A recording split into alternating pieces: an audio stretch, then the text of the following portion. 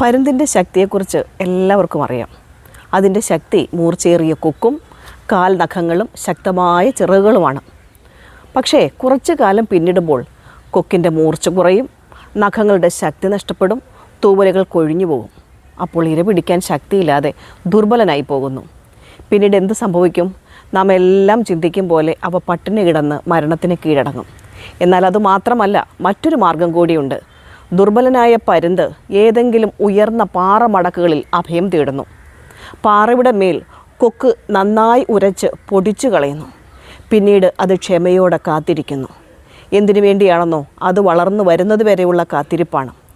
കൊക്ക് വളർന്നു കഴിഞ്ഞാൽ പിന്നീട് അതിൻ്റെ കൊക്ക് കൊണ്ട് അതിൻ്റെ നഖങ്ങളും ദുർബലമായ ശക്തി കുറഞ്ഞ ആ തൂവലുകളും കൊത്തിപ്പറിച്ച് ഇല്ലാതെയാക്കുന്നു. വീണ്ടും ആ വേദന നിറഞ്ഞ നിമിഷങ്ങൾ കഴിഞ്ഞ ശേഷം കാത്തിരിപ്പാണ് അവ മുളച്ചു വരുവാൻ വേണ്ടി.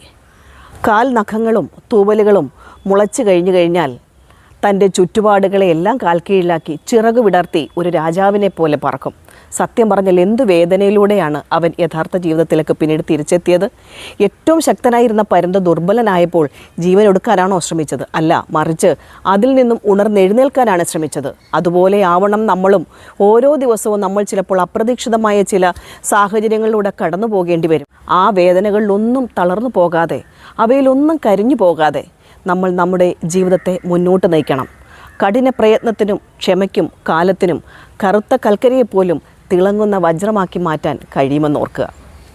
നമസ്കാരം.